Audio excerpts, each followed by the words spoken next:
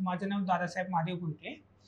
मी कल्याणमध्ये राहतो आणि माझं ऑफिस अंधेरीला आहे. मी एक प्रायव्हेट फर्ममध्ये कामाला आहे ॲडव्हर्टायझिंगमध्ये. माझं नाव ज्योती दादासाहेब भोईटे.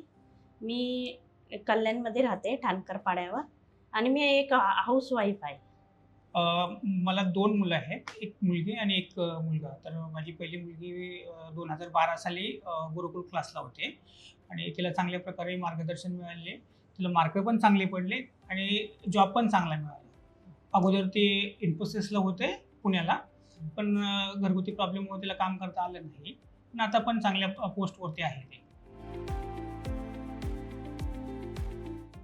म्हणजे पहिलं माझ्या भावाची मुलगी गुरुकुललाच होते.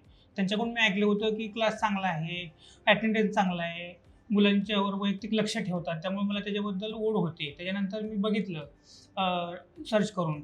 नंतर एक सर आमच्या घरी आले आणि त्यांनी आम्हाला माहिती दिली आणि मला ते खूप आवडलं. त्यामुळे मी प्रथम मुलीला टाकलं, तर मुलीची चांगली प्रगती झाली. म्हणून आता माझा दुसरा मुलगा होता, तो पण सध्या त्या क्लासलाच आहे आणि चांगली प्रगती आहे. डाऊट म्हणजे असं काहीच नव्हते. म्हणजे गुरुकुलमध्ये आम्ही सर्व चांगलंच ऐकलेलं. डाऊट असे काहीच नव्हतं आम्हाला.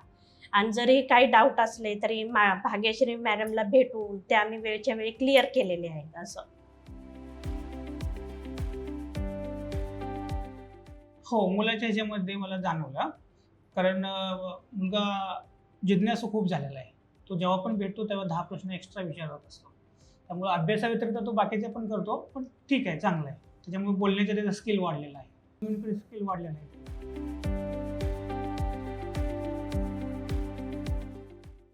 गुरुकुलचा अनुभव म्हणजे तसा वेळच्या वेळी घरी म्हणजे मुलगा आपला क्लासमध्ये बसलाय की नाही असं इन्फॉर्म करणे. वेळच्या वेळी त्याच्या अभ्यासाची प्रगती म्हणजे मॅडमला विचारणे, मॅडमने ते आम्हाला देणे, पर्सनल फोन करून आम्हाला बोलवून मुलांबद्दल जे काही आहे ते सगळं व्यवस्थित सांगणे. हे मला खूप आवडतं म्हणजे गुरुकुल क्लासचं असं. ह्यामध्ये असं आहे की हे म्हणजे तो यांचा स्टाफ जो खूप म्हणजे कोऑपरेटिव्ह करतात.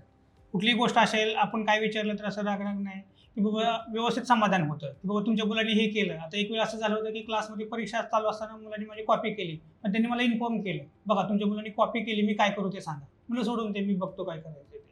असं म्हणजे बारीक सारीक गोष्टी काहीही असो सांगतात आणि त्याच्यानंतर समजून सांगितल्यामुळे त्याच्यात खूप फरक पडत गेला की नाही बाबा हे चुकीचं आहे, कशासाठी आपण करतोय असं.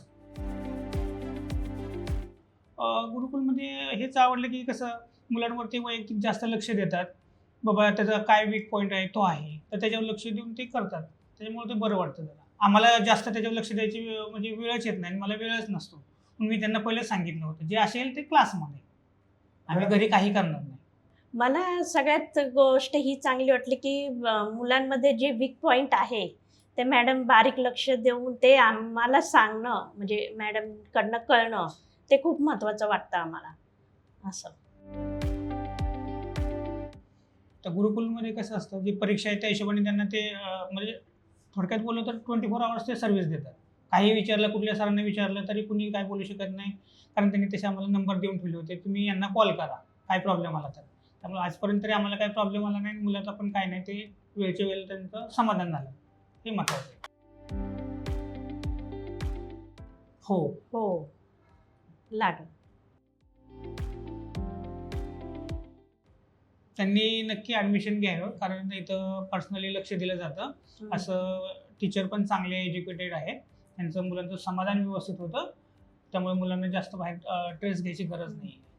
आणि इथल्या टीचर्स लोकांवर विश्वास ठेवणे इतकं हा गुरुकुल क्लास आहे, चांगला आहे. चांगलं आहे असं.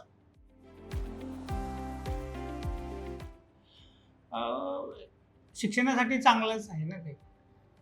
आणि मला असं वाटतं म्हणजे रामायण महाभारतात जे गुरुकुल प्रत्यक्षात जे शिकवत होते तेच या प्रकारे हे शिकवलं जातं, हे महत्त्वाचं आहे.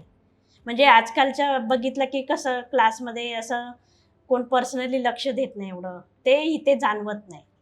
मला म्हणजे ते आठवतं रामायणमध्ये गुरुकुल म्हणजे गुरुकुल क्लासमध्ये कसं असं घेतलं जातं. गुरु म्हणजे कसे शिकवतात आपले, तसंच या पद्धतीने इथे शिकवलं जातं.